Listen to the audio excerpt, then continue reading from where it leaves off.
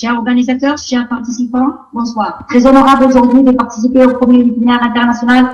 Il m'est agréable également de partager avec vous mon travail qui porte sur l'effet de l'extrait de sous-produits du fruit de la grenade sur la qualité et la stabilité d'un yaourt durant le stock. Comme introduction, nous pouvons dire que le changement climatique et la répartition des ressources sont des raisons qui nous poussent, à produire et à consommer autrement. Les fruits constituent une grande partie de notre alimentation, et qui, d'après les experts, il faut manger 7 fruits, 7 légumes par jour. Pourquoi? Parce qu'ils nous protègent contre plusieurs maladies, les maladies cardiovasculaires. Aussi, leur consommation diminue le développement de certains cancers. Cette protection est due surtout à leur forte teneur en fibres, vitamines et minéraux. Ces fruits sont considérés aussi comme un réservoir de substances bioactives, les antioxydants. Malheureusement, au cours de la transformation, une partie de ces molécules bioactives demeurent toujours dans les sous-produits des fruits qui, ces derniers temps, ont fait l'objet de plusieurs recherches en vue de les exploiter et alimentaires. Leur valorisation alors s'avère une alternative prometteuse pour combler les besoins des molécules bioactives. À l'instar d'autres fruits, la grenade, fruit du grenadier Pinacanaton de la famille des Lytracées, dont les écorces représentent 40% du fruit entier, sont riches en antioxydants. Leur valorisation est suite à la présence de ces composés comme les polyphénols. Leur a été conféré donc un sort ambitieux pour assurer une rentabilité économique premièrement, et aussi être considérés comme des produits de conservation des aliments et meilleurs produits de santé. Comme objectif, donc, nous avons choisi 2 objectifs. Le premier, c'est l'obtention d'un extrait phélodique à partir de la poudre de grenade, mais également incorporer ce dernier dans un yaourt étudié à différentes doses et déterminer son effet sur la qualité nutritionnelle et le suivi de la stabilité des bactéries lactiques durant. Alors, pour la partie expérimentale, nous avons choisi de travailler sur une variété de fruits de grenade qui a été issue de la station expérimentale de la région de Coupénic. Nous va arriver au laboratoire de l'école de Saint-Lemotja. Donc, ils sont lavés, les pelures sont séchées à 37 degrés pendant 48 heures. On les a broyés, donc tamisés et obtenu une poudre de pelure de fruits de grenade fine qui a été utilisée utilisé pour obtenir un extrait riche en polyphénol par la méthode de macération, à température ambiante pendant 24 heures. Évaporisé, l'extrait sec assuré donc le calcul du rendement d'extraction et aussi la caractérisation phytochimique pour certains produits. Alors, l'extrait riche en polyphénol aussi a suivi le dosage de certains composés phénoliques, comme les polyphénols totaux par la méthode de Bonacieux-Calqueux pour les flavonoïdes avec la méthode trichlorure d'aluminium et pour les tanins avec la méthode de Vivisalin 98. D'autre part, au niveau de l'entreprise de Danone, donc nous avons essayé de préparer un yaourt étudié qu'on va enrichir avec l'extrait riche en polyphénol. Bien sûr, un mélange de poudre de lait, d'eau et de lait écrémé a été homogénéisé, traité thermiquement à 95 degrés, ensemencé avec des bactéries lactiques et bien sûr refroidi. Donc, le yaourt étudié obtenu a été réchauffé encore une fois à 44 degrés dans le but de l'incorporer avec des doses différentes de l'extrait riche en polyphénol. Un témoin a été préparé et les doses sont 5, 10, 20 et 30%. Donc maturé pendant 4 heures et un pH 4,76. D'autre part, la stabilité des différents échantillons ainsi que le témoin a été suivi donc pendant une durée de stockage de G+1 jusqu'à J28, c'est-à-dire la DLC. Les analyses physico-chimiques ont été réalisées aussi, le pH et la viscosité ont été déterminés durant toute la période, bien sûr, de stockage. Le dosage des polyphénols totaux et la détermination du pourcentage d'inhibition du radical de PPH ont été déterminés par la méthode spectrophotométrie. Pour les analyses microbiologiques, bien sûr, une fois que les bactéries lactiques ont été incubées dans des milieux N17 et NRS pendant 5 jours à 30%, donc leur stabilité a été suivie à partir de G+1 jusqu'à G+28. Alors, les résultats obtenus ont suivi des analyses statistiques et un traitement de données, donc par le calcul des valeurs moyennes et les écarts-types et aussi l'analyse de la variance.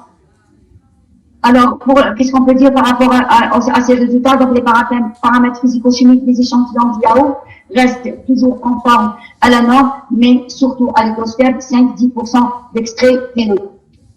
Maintenant, pour la teneur en polyphénol totaux, donc, les résultats ont révélé toujours en comparant par rapport aux témoins donc passant de 9,17 à 36,25. Donc on voit une augmentation significative. La dose de l'extrait de l'extrait riche en polyphénol a eu un effet significatif sur la teneur des polyphénols totaux et surtout pour les doses élevées.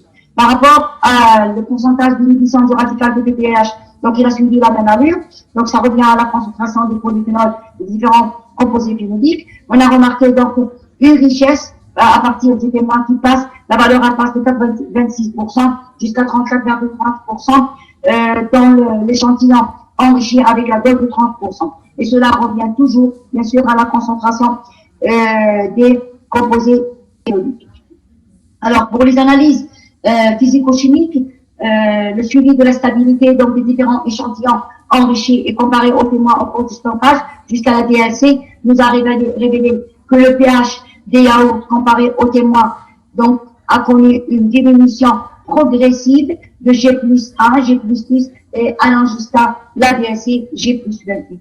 Cela revient à quoi? Cela revient bien sûr aux bactéries lactiques qui se traitent des enzymes lactase, donc qui donne de l'acide lactique qui acidifie le milieu.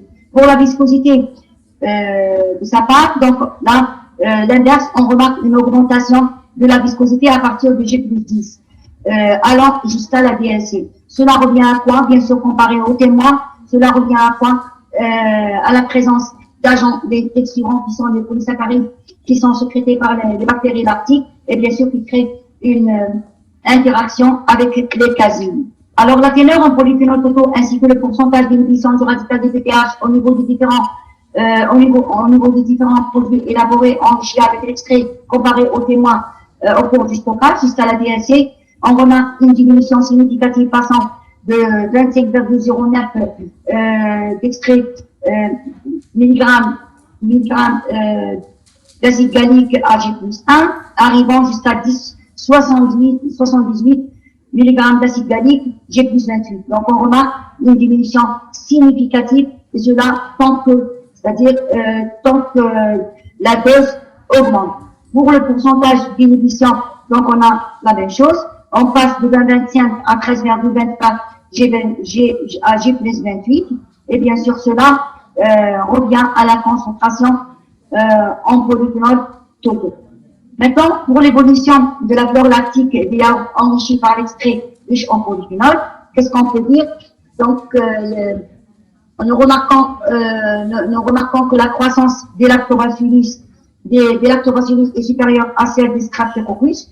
Bien sûr, ceci est révélé à G plus 1, elle passe à la dose E1, c'est-à-dire 5%, elle passe à 4, donc elle est de 4 10 puissance 6. Mais malheureusement, cette concentration diminue simultanément avec à chaque fois qu'on rajoute donc les doses passant de 7% jusqu'à 30%. La cause est due, donc elle est attribuée aux bactéries, c'est-à-dire aux bactéries lactobacillus, qui acidifient le milieu, bien sûr, par la production de l'acide lactique au cours du stockage, et bien sûr qui est réfrigéré. En guise de conclusion, donc on peut dire que notre étude quantitative nous a révélé donc la richesse de l'extrait de pelure de grenade en polyphénol totaux, et bien sûr ce sont des indicateurs d'une forte capacité antioxydante. Alors il y a aussi un enrichissement significatif pour les différents paramètres comme les protéines, l'extrait sec et les matières grasses, et ces paramètres aussi, en plus du pH et de la viscosité, s'avèrent conformes à la norme.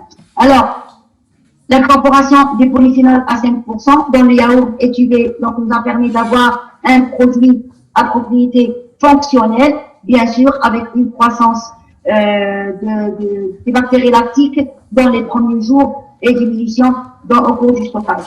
Alors, comme perspective, on peut dire qu'il serait souhaitable que cette étude soit reprise et complétée sur un nombre plus important d'échantillons en effectuant suffisant de sucre avec du miel pour apprécier au mieux de la qualité organoleptique. Et ce, j'ai terminé. Je vous remercie pour votre attention.